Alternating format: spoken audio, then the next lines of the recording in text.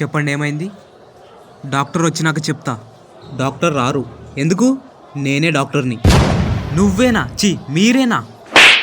మరి తెల్ల చొక్కా వేసుకోలేదు? మన హోలీ పండక్కి పిల్లలు రంగులేసి తెల్ల చొక్కాని నల్ల చొక్కా వేసినారు. ఇంకో చొక్కా కొనుక్కోవచ్చు కదా. కోవచ్చు, కానీ నాతో డబ్బులు లేవు. మీతో డబ్బులు లేవా? డాక్టర్లు చాలా డబ్బులు సంపాదిస్తారు కదా. సంపాదించొచ్చు, కానీ ఈ ఊర్లో సంపాదించలేం. ఎందుకు?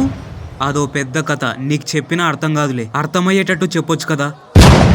మెడలో స్టెథోస్కోప్ కూడా లేదు. డబ్బులు లేక ఇనుప సామాన్లకి అమ్మేసిన. సరే వదిలే, చెప్పు నీ ప్రాబ్లం ఏంది? కడుపు నొప్పి సార్. ఎప్పటి నుంచి? అప్పటి నుంచి ఇప్పటి నుంచి అని కాదు, చికెన్ తిన్న ప్రతిసారి నొస్తుంది. ఎప్పుడు చికెన్ తింటే అప్పుడు నొస్తుంది. ఏం చేయాలో అర్థం కాదు. ఇంకేం చేసావు? చికెన్ తినేది బంద్ చేయి. అదేంది సార్ అట్లా అంటారు? అంతే మరి, చికెన్ తిన్నప్పుడల్లా కడుపు నొస్తుంది అన్నప్పుడు తినేది బంద్ చేస్తే అయిపోయా. అంటే ఇప్పుడు నడిస్తే మోకాలను వస్తున్నాయంటే నడవడం బంద్ చేయమంటారా? అంతే మరి. తిన్నది అరుగుతలేదంటే తినడం బంద్ చేయాలా?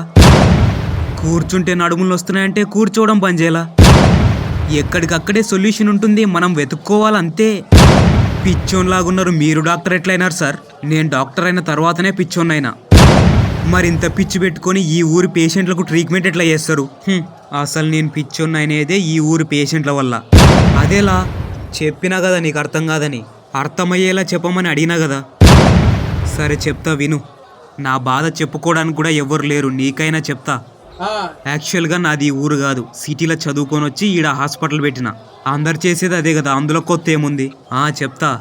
ఈ ఊరి పేషెంట్లు ట్రీట్మెంట్ కోసమని నా హాస్పిటల్కి వచ్చి పిచ్చి పిచ్చి క్వశ్చన్లు అడుగుతారు.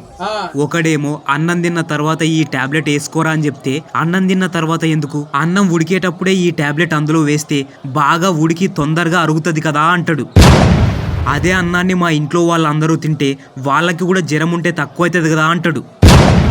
ఇంకొకడేమో ఈ టానిక్ తాగు దగ్గు తక్కువ అవుతుంది అని చెప్తే, ఇలాంటి టానిక్లు ఇంకా కొన్ని ఇవ్వండి, తీసుకెళ్ళి ఈ ఊరి వాటర్ ట్యాంక్లో కలిపేస్తా, అందరూ అవే ట్యాంక్ నీళ్లు తాగుతారు కాబట్టి ఇక ఈ ఊర్లో ఎవరికి దగ్గుండదు అంటాడు.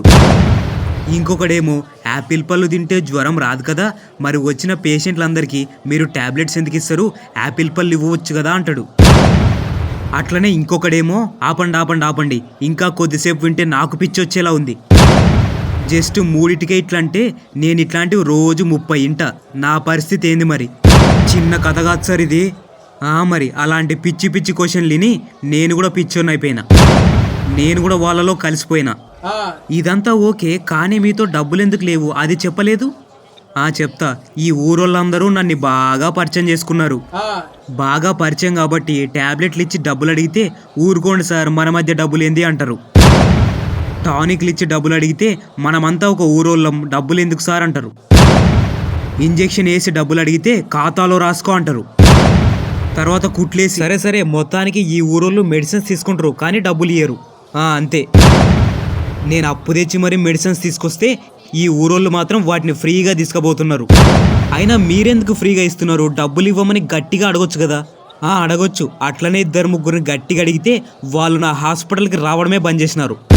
సరే సార్ నేను పోయేస్తా. నా నొప్పి కంటే మీ బాధనే ఎక్కువ ఉంది, దాన్ని సాల్వ్ చేసుకోండి. నువ్వు మాత్రం చికెన్ తినొద్దు, బంద్ చేయి.